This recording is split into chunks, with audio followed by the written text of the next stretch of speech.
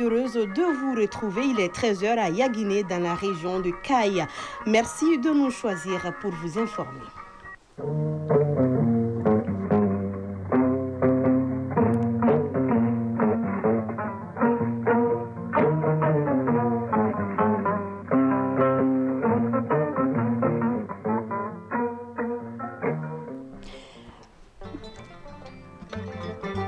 Mesdames et messieurs, en vous espérant en santé, bonjour à tous. Au micro, nous sommes Brahma Traoré et Fatou Djabi. Bonjour à tous. Les titres. Le Mali réalise une prouesse dans la recherche biomédicale, une performance saluée par le sous-secrétaire américain en charge des affaires africaines. Il a visité les laboratoires de l'Université des sciences, des techniques et des technologies de Bamako, les échos dans cette édition. La Cour internationale de justice déclare qu'un environnement propre, sain et durable était un droit de l'homme, un avis non contraignant mais considéré comme un tournant dans le droit international relatif au climat. La Chine et l'Union européenne célèbrent ce jeudi à Pékin les 50 ans de leurs relations. Une célébration au goût amer puisque les deux puissances voient les relations perturbées par de nombreux différends à la fois diplomatiques et politiques. Plus rien ne semble arrêter le nouveau conflit qui oppose le Cambodge à la Thaïlande. De nouveaux échanges de tirs ont eu lieu ce jeudi à la frontière entre les deux armées. Au moins 9 personnes ont été tuées et 14 autres blessées. Maroc au Nigeria, c'est l'affiche de la finale de la Coupe d'Afrique des Nations féminines qui se joue samedi. La leçon du sport ce jeudi porte sur les sanctions en handball, une discipline qui se distingue par sa complexité et ses règles. C'est un document très important puisqu'il organise la répartition des biens du défunt entre ses héritiers. Vous avez certainement deviné, il s'agit du testament dans le viseur de la chronique judiciaire en fin d'édition. C'est tout pour les titres. Les États-Unis veulent ouvrir une nouvelle page dans les relations sécuritaires et politiques avec le Mali. Le sous-secrétaire d'État adjoint américain aux affaires africaines l'a réaffirmé aux autorités maliennes au cours de sa visite à Bamako. Pas seulement, Washington est également intéressé par la formation des chercheurs maliens. Fatou Djabi. Oui, Brahma Traoré, c'est pourquoi avant de quitter la capitale malienne, Will Stevens a invité les laboratoires de l'Université des sciences, des techniques et des technologies de Bamako. Question de s'enquérir du fonctionnement de la structure sur les pas du diplomate américain Aliou Abdoulaye Touré. Cette visite du sous-secrétaire d'État adjoint aux affaires africaines, Will Stevens, accompagné de l'ambassadrice des États-Unis au Mali, a pour but de se faire une idée du fonctionnement des laboratoires de l'Université des sciences, des techniques et des technologies de Bamako. Le diplomate américain est venu s'imprégner des conditions de travail des chercheurs maliens formés aux États-Unis dans le cadre d'une collaboration qui existe entre nos deux pays. Will Stevens est sous-secrétaire d'État américain aux affaires africaines. Yeah.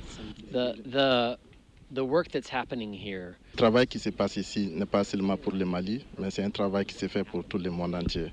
Et que cette collaboration qui se passe entre le Mali et les collaborateurs aux États-Unis est excellente parmi les différentes recherches qui se passent dans le monde. Un exemple pour le monde entier est que tout ce qui se passe ici dans la recherche biomédicale montre cette exemplarité, cette bonne collaboration entre les deux pays, les laboratoires de classe mondiale, des chercheurs de classe mondiale et aussi l'engagement des chercheurs aujourd'hui qui donnent leur sang vraiment pour lutter contre les maladies.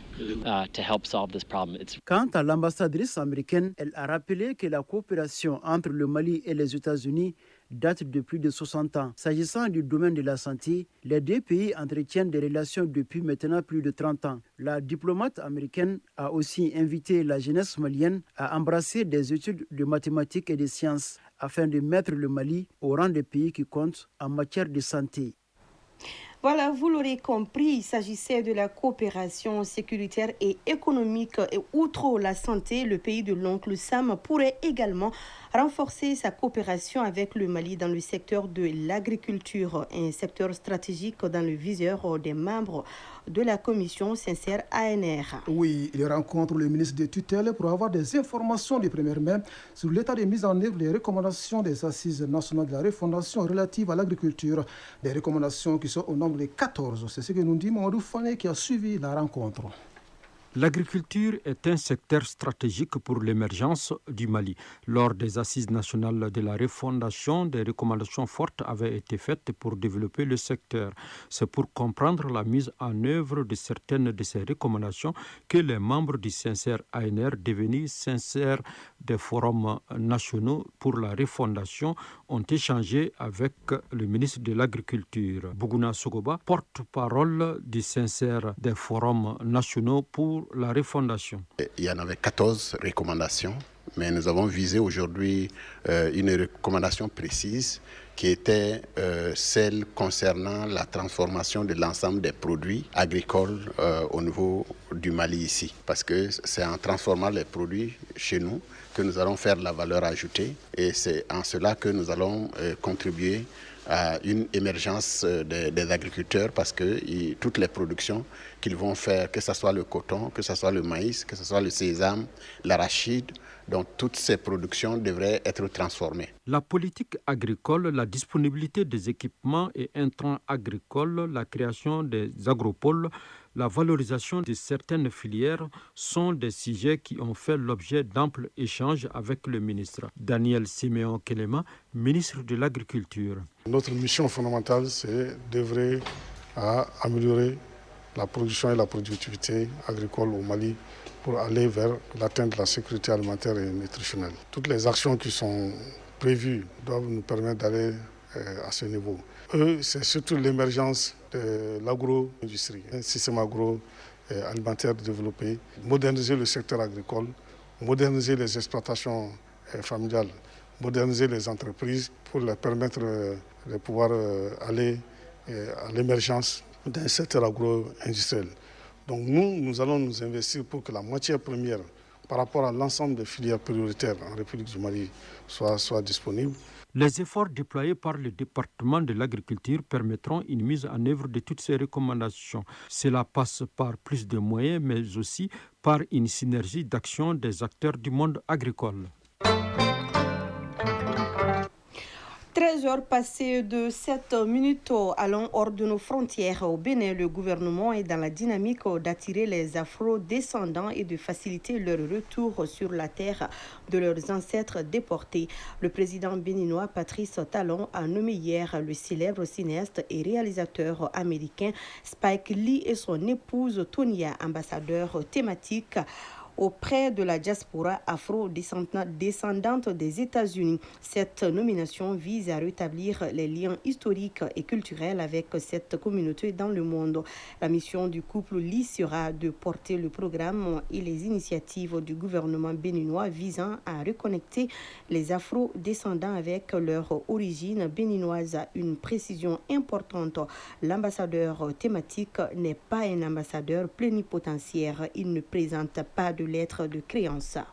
Pas de nomination en Gambie, mais plutôt le Front social est en ébullition. Plus d'1 millier de personnes ont manifesté hier à Banjul, la capitale, contre la corruption et la mauvaise gouvernance.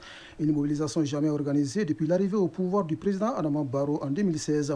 À l'origine de la colère des manifestants, un scandale autour de la vente des biens confisqués à l'ex-chef de l'État Yahya Jammeh. Mais le malaise va bien au-delà. Les manifestants dénoncent un système miné par les abus de pouvoir, les services publics défaillants et la dégradation du secteur de la santé.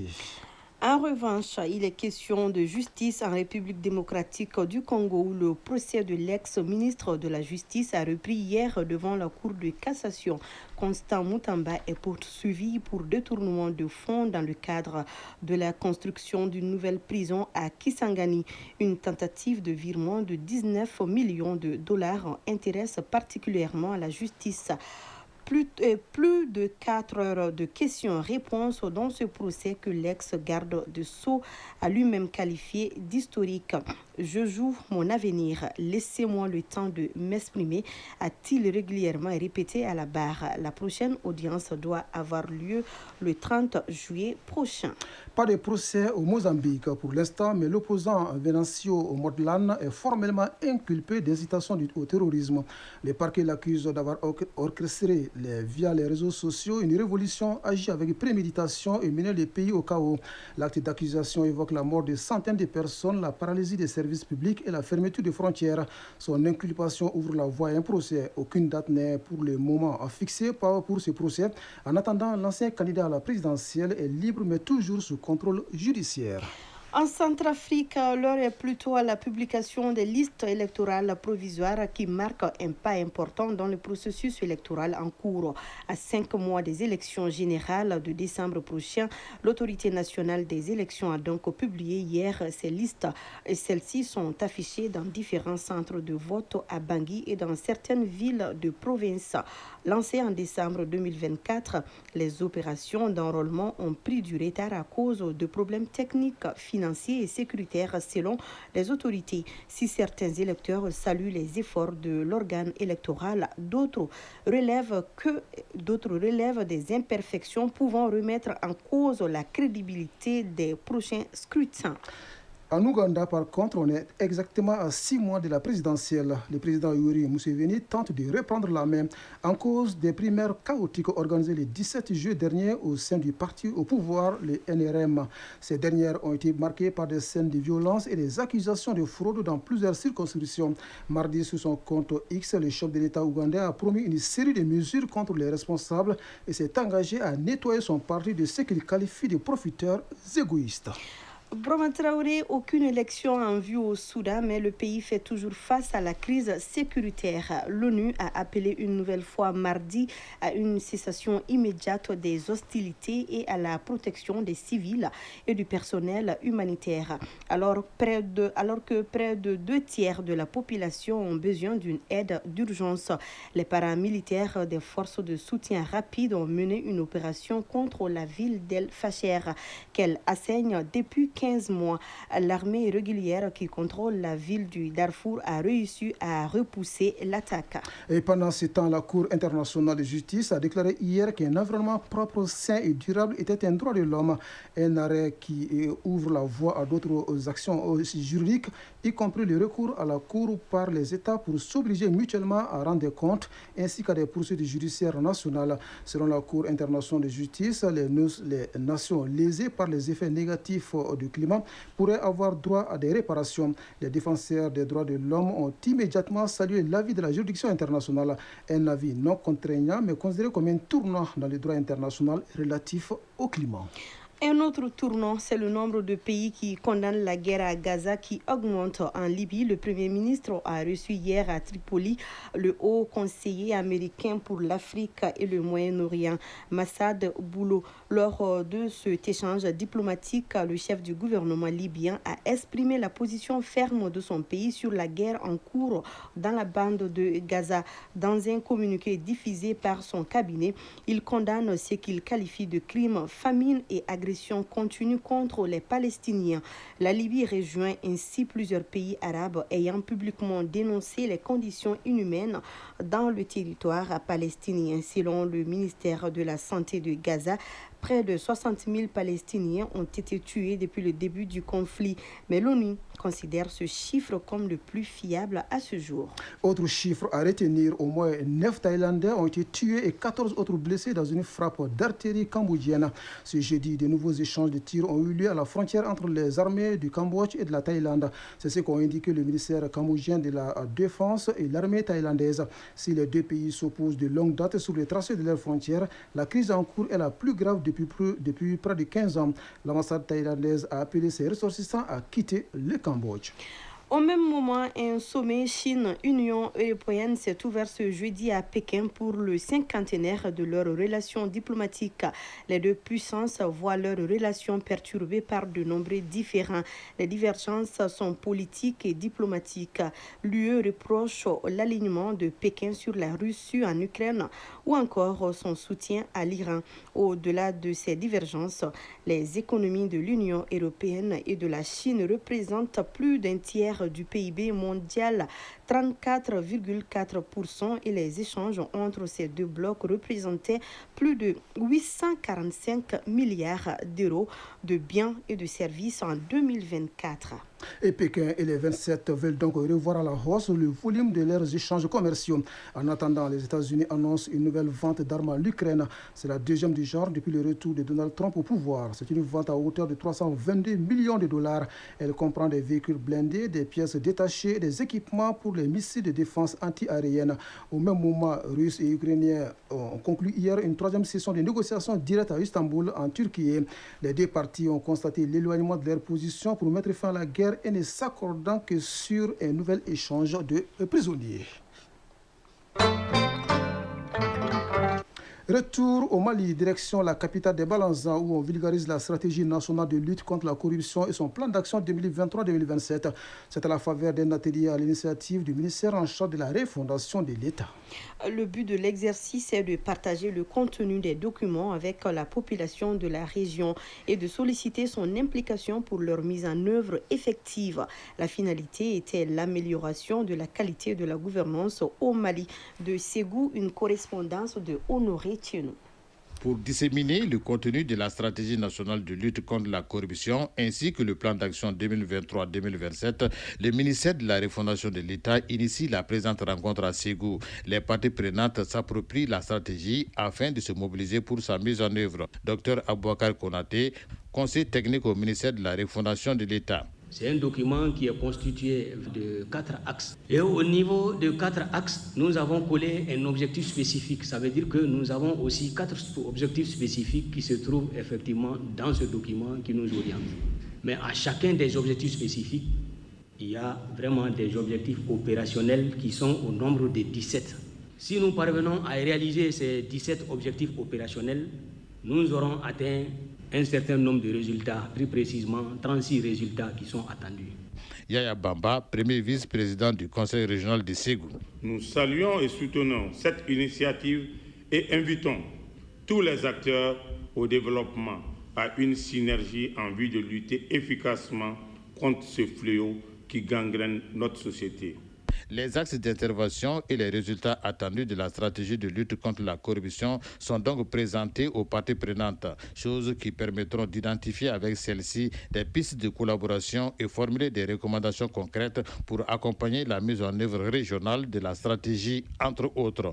Mohamed Abouakrine Ag Mohamed Ali, conseiller aux affaires administratives et juridiques du gouverneur de Ségou. La corruption impacte les couches les plus vulnérables de la société en augmentant les coûts des prestations et en réduisant l'accès aux services sociaux de base. Il est important de lutter contre la corruption pour garantir aux citoyens un avenir plus juste, plus prospère et plus démocratique. Cette activité fait partie des réformes et initiatives majeures entreprises par les pouvoirs publics pour lutter contre la corruption, un des chantiers prioritaires de la refondation de l'État. Ségou Honoré Thienou Bakary Traoré pour l'ORTM. «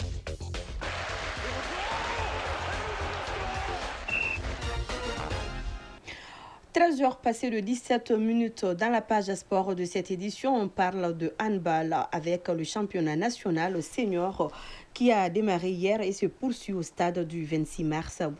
Oui, Fatou Djabi, en football, la finale de la Coupe d'Afrique des Nations féminines oppose samedi le Maroc au Nigeria. La synthèse de l'actualité sportive porte la signature de Isaac Thienou. Tournoi de montée en Ligue 1 professionnelle, pas de match aujourd'hui. La compétition reprend demain avec la 3e journée. Dans la poule A, au stade Mamadou Konaté, le FC Balanzan sera face à TFC de Tombouctou. Entre-temps, au stade Wenzin Koulibaly, lui de Agerhawk jouera contre ATS de Kourou. Les deux rencontres démarrent à partir de 16h. Derby Academy est exempté. Dans la poule B, on joue à partir de 18h15.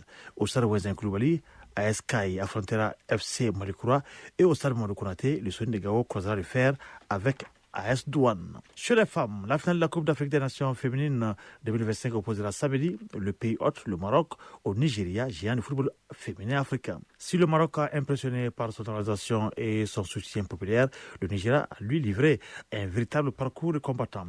Sur papier, le Nigeria garde l'avantage grâce à son histoire, son expérience et son effectif talentueux capable de marquer dans les moments difficiles. La finale s'annonce donc très ouverte entre l'expérience du Nigeria et la fougue marocaine. En Europe, l'Espagne a rejoint l'Angleterre en finale de l'Euro. L'Espagne est venue à bout de l'Allemagne en demi-finale de l'Euro hier, 1-0 après prolongation. L'Espagne accède à la première finale européenne de son histoire et affrontera l'Angleterre pour le sacre dimanche. Handball pour terminer. Le championnat national senior a démarré hier et se poursuit dans la salle Abdallah Idra du stade du 26 mars. À 15h, la commune 6 recevra la commune 2. Concerne les hommes. Sur la dame, l'AS Police accueillera l'ISFAS et ce sera la dernière rencontre de la journée. Hier, en homme, l'ISFAS a battu l'AS Police 30-29 et le centre sport de Missabougou a dominé le centre sport de Lafiabougou 38-28. Nous restons avec Isaac Tchenou pour parler de la leçon du sport. Elle porte ce jeudi sur les sanctions à handball. La discipline se distingue par sa complexité et ses règles, nous dit notre chroniqueur suivant. Le handball est un sport complexe avec un ensemble de règles nuancées.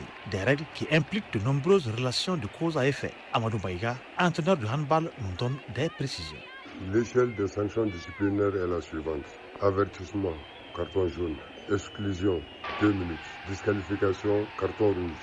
Disqualification directe, carton rouge avec rapport. Un joueur ne peut recevoir qu'un seul avertissement et 2 exclusions. Et la troisième entraîne une disqualification. Ce joueur ne pourra plus participer au match, mais après 2 minutes peut être remplacé par un autre joueur. Les fautes graves peuvent entraîner une disqualification directe avec rapport des arbitres. Les officiels peuvent être sanctionnés d'un avertissement et d'une exclusion. Les sanctions sont échelonnées suivant l'appréciation de l'arbitre. En handball, les sanctions disciplinaires sont progressives et adaptées en fonction de la gravité de la faute commise par le joueur ou l'officiel. Si un officiel est sanctionné, un joueur fait toujours les frais. L'officiel suspendu doit faire sortir un joueur pendant 2 minutes. S'il est disqualifié, un de ses joueurs sort pendant 2 minutes et l'officiel quitte le banc. Une équipe ne peut obtenir globalement que 3 avertissements. Les officiels, 1 avertissement. Les sanctions dépendent de l'appréciation des arbitres. Malgré toutes ces complexités, cette discipline olympique d'origine allemande reste un des sports de main les plus charmants et élégants dans le monde. Chronique judiciaire. Si vous voulez éviter tout conflit entre vos héritiers, il devient primordial d'y penser. Il s'agit du testament, un document très important puisqu'il organise la répartition des biens du défunt entre ses héritiers. Oui, en l'absence de testament, beaucoup de familles se voient obligées de porter leurs différends devant les juridictions compétentes. On en parle dans la chronique judiciaire en rediffusion signée Garibou Pérou. Unilatéral en général, le testament est un acte par lequel un adulte dévoile ses volontés post-mortem. L'auteur précise les dispositions qui seront à prendre. En principe, l'acte prend effet à partir du décès du testateur. Maître Boubacar Soumaré, avocat inscrit au barreau du Mali. Il a ce qu'on a appelé chez nous la dévolution successorale ab intestat. C'est la dévolution successorale par la voie du testament. C'est prévu par l'article 751 du Code des personnes et de la famille. Donc c'est un mode de dévolution successorale qui est prévu et réglementé par le droit positif malien. Il n'est pas un acte obligatoire, mais il est un acte souhaité dès lors qu'on a des biens dans son patrimoine et qu'on croit à la mort. Non obligatoire, il existe plusieurs testaments. Nous avons par exemple le testament authentique, holographe, mystique, dont le contenu reste secret jusqu'à l'ouverture. Le testament authentique, c'est celui-là qui est reçu par 2 notaires ou par un notaire assisté de 2 témoins plus du testateur. Ensuite, il y a le testament holographe. Le testament holographe qui n'exige pas forcément qu'il soit reçu par un notaire, est rédigé de la main du testateur ou sous sa dictée. Et ensuite, il y a le testament mystique. Pour le testament mystique, c'est prévu justement par les dispositions de l'article 1026 du Code des personnes et de la famille. Ce testament doit être reçu en forme dactylographiée. Le testateur dicte, c'est reçu en forme dactylographiée, signé par lui et cacheté. Et en présence de 2 témoins, le testament mystique est déposé au cabinet d'un notaire. Comme son nom l'indique, personne ne connaît ce qui est à l'intérieur, puisque aucune forme n'est exigée. Celui qui n'a aucun moyen peut exprimer sa dernière volonté sous sa dictée à une personne qui sait lire. qui sait écrire. Le testament a des avantages en termes de traçabilité et de protection et point besoin de dépenser de grosses sommes pour l'établir. Son établissement est pratiquement sans frais. Le testament organise le rapport entre les testataires et les tiers. Il a un rapport aussi avec les ayants droit eux-mêmes parce que chacun mesure sa place. Donc c'est la récompense du mérite qui a été la volonté du testataire en attribuant tel bien à telle personne et tel autre bien à telle personne. Le père peut par exemple, au soir de sa vie, ne pas être content de tel enfant ou de telle épouse. Les testaments qu'il avait déposés chez un notaire depuis tant d'années, sans aucun problème, il peut être amené à aller modifier en diminuant la part de tel enfant ou de telle épouse. Donc certains pensent que les testaments souvent donnent lieu à des règlements de comptes. Les testaments bien encadrés respectent le cadre légal. Aujourd'hui, on a comme l'impression que dans certaines situations, l'homme est pressé de la mort de l'homme. Il ne reste plus qu'à aller s'endetter en disant « je vais te rembourser dans ma part de succession ». Et c'est la raison pour laquelle le législateur a dit « les pactes sur succession future sont interdits ». Authentique, holographe ou mystique, le testament est un moyen de régler sans animosité la question successorale. Les retours légaux des parents qui consistent à reprendre les biens transmis à l'enfant malheureusement rappelé à Dieu peut être pris en compte dans les droits positifs, jusqu'ici muets sur la question. 13 heures passées de 26 minutes, vous savez désormais comment faire pour éviter tout conflit entre vos héritiers. Ceci étant, prenez soin de vous car chaque heure de vie est une chance et chaque jour est une grâce. Que la grâce d'Allah soit avec nous juste après Kani Keita pour les avis et communiqués. Vous l'aurez compris, c'est donc tout pour ce 13 heures mise en onde par Alimata Ouattara, mise en ligne Amadi So.